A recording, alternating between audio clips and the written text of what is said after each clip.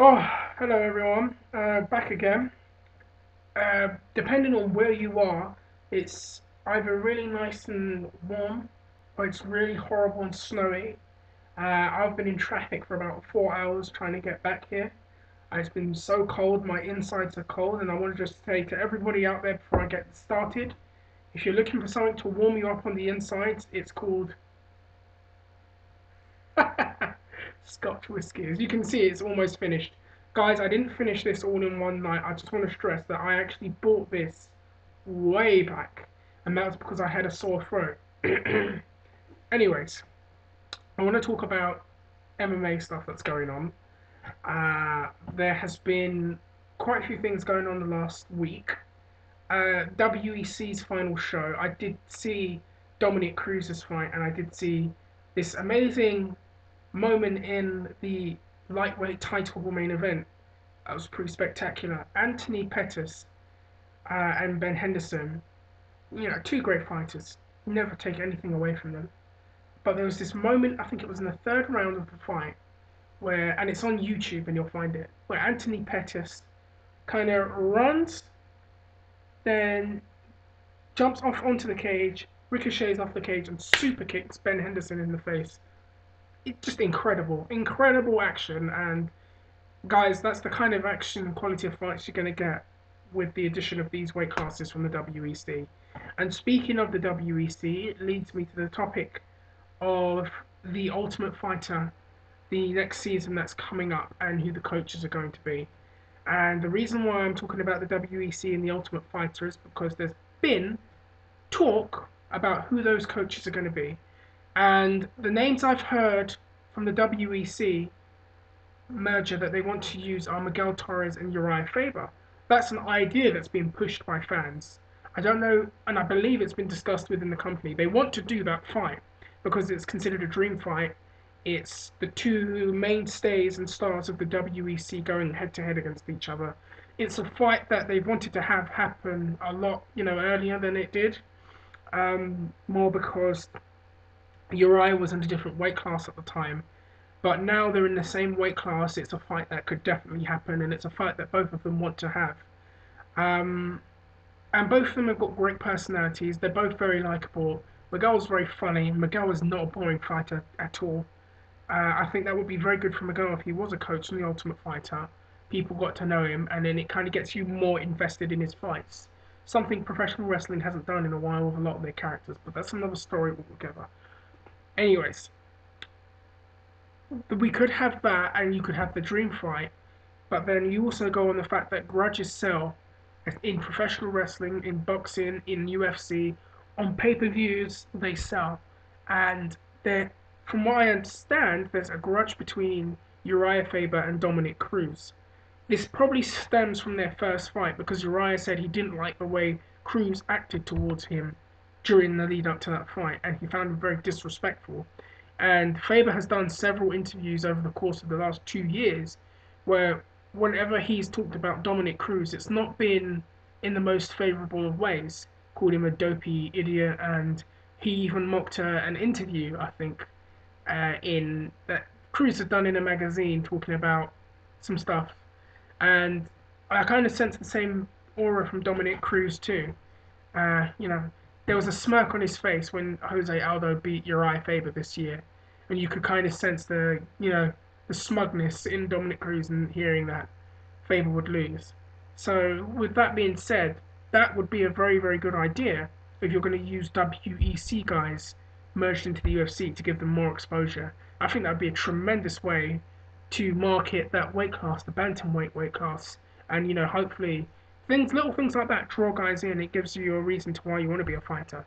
God, sound like Dana White. Anyways, that's the one idea I've heard.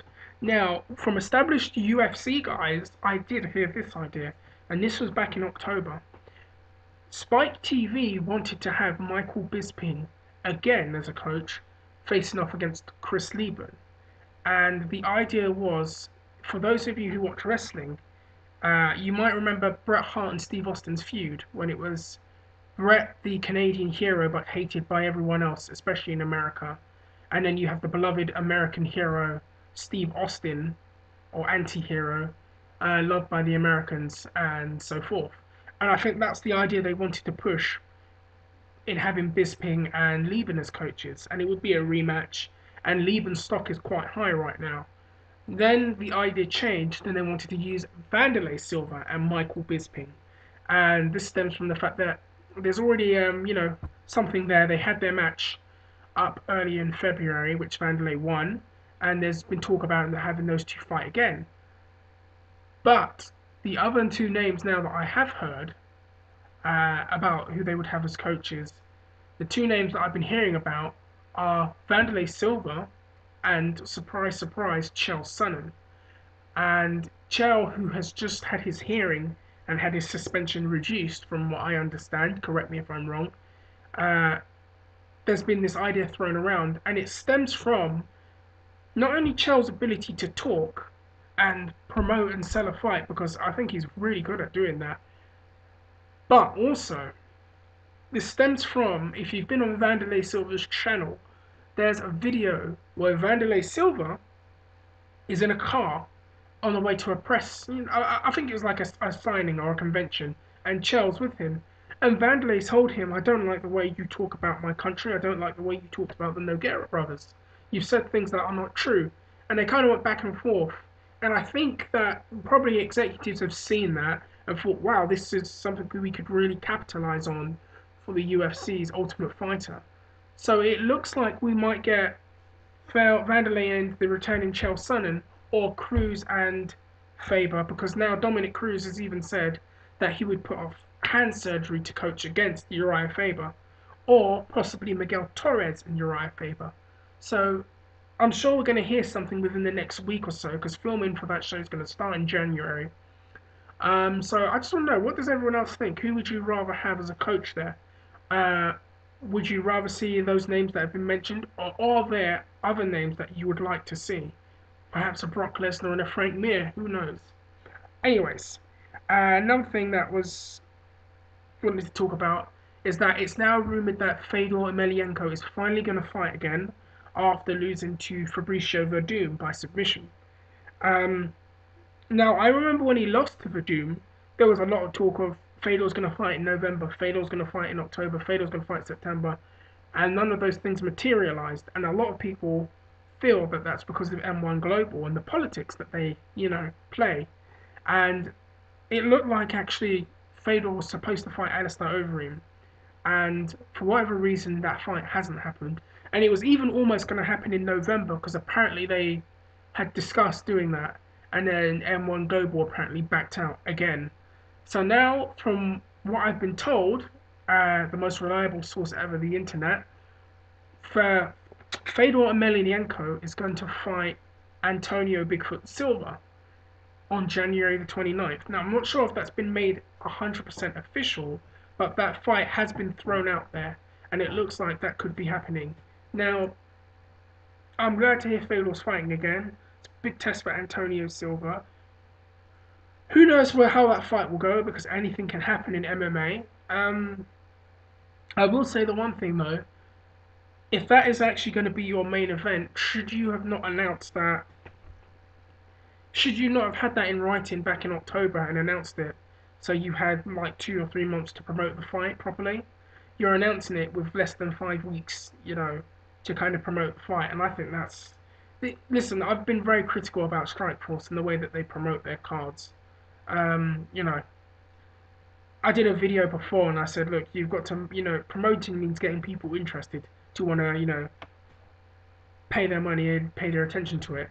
Another thing that I want to talk about is this Jason Mayhem Miller and Nick Diaz thing. Yes, I want to talk about that. This is a fight that needs to happen. It has to happen. It makes sense in a lot of ways for it to happen. They're not in the same weight classes, and I won't disagree with people for saying that. But you can take the negative that was that pre-Strikeforce sport, that fight after the CBS show, and turn that into something positive for everyone. And that's a big fight that people want to see.